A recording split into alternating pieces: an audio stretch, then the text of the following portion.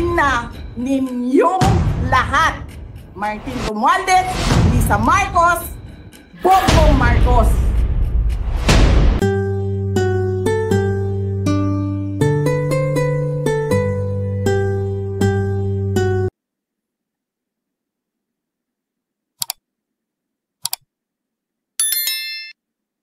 Ginigit-git nyo yung mga tao ko dyan sa envelope na yan. Lisa Marcos, naalala mo? Nagpadala ka sa akin ng video? Sinabihan mo ako saan kukunin ang pera. Pinakita mo ang muka ng tao doon sa video message mo. Hi, this is she's been working with us for the longest time. We trust her. You sent me written instructions about money. Millions a month. Anong nakalagay doon sa envelope? DepEd. Anong ginawa ko? Binigay ko sa DepEd. Putak na mukha.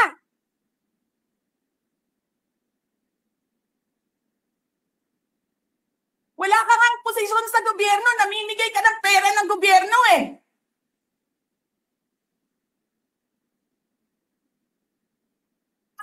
Sisirahin nyo yung tangal ng mga kasama ko sa Office of the Vice President.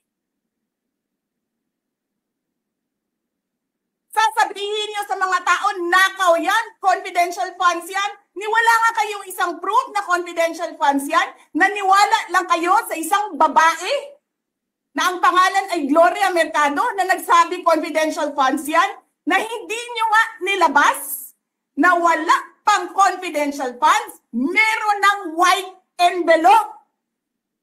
Kasi 2022 pa lang, tangina mo ka, may utos na ng pera sa DepEd. Tapos kami yung nagsisinungaling? Nagpipigil ako eh. Kasi gusto ko lang magtrabaho. Gusto ko lang tapusin nyo na yung ng show ninyo dyan sa House of Representatives para makabalik na kami sa trabaho namin.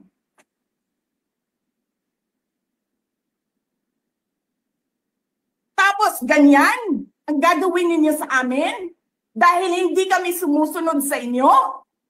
Dahil ayaw na namin tumulong sa inyo?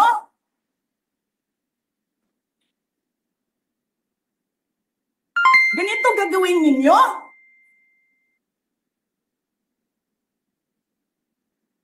Presidente ka, may speaker ka na involved sa bribery ng Supreme Court justices. May video, may kaso, may witnesses. Hindi mo tinanggal yung speaker mo. Pinabayaan mo siya abusuhin ang pera ng bayan. Paikot-ikot sa buong bansa,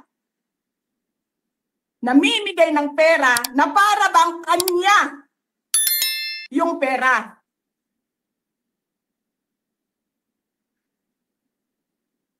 Eh di ba nga, lagi niyo sinasabi separation of powers? Anong trabaho ng legislative branch? Gumawa ng batas.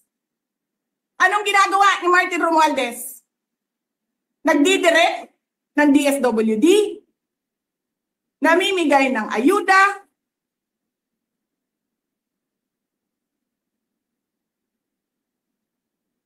nagsasabi kung anong bibigay, anong ibibigay, anong gagawin, sino ba ang presidente dito?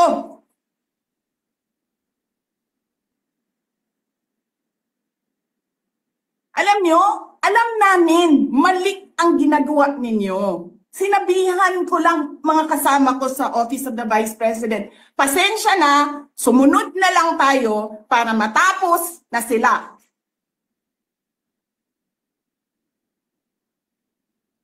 ganito ang gagawin ninyo? Alam namin, walang contemptuous doon sa ginawa ni Yusek Lopez. Wala. Lahat ng tanong, sinagot niya. Pumunta siya. Maayos siya kumausap. And then sasabihin ninyo sa amin, bakit kami susulat sa COA? Bakit hindi kami susulat sa COA? Hindi tapos ang appeal namin. Hindi tapos ang audit namin. Tapos buhaghag na ninyo dihatanan ang gisubmit namo sa COA?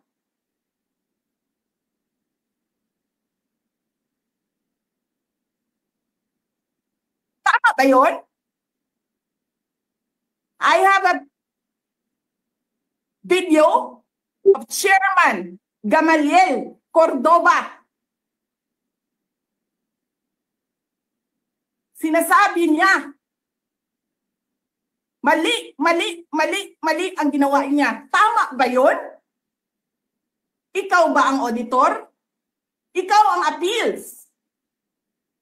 Wala pa kaming audit? Sasabihin mo na mali kami?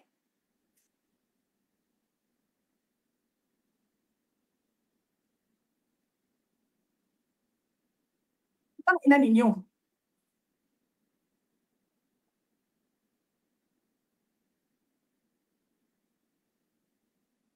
Hindi pa kayo nakakita ng kalaban na tulad ko.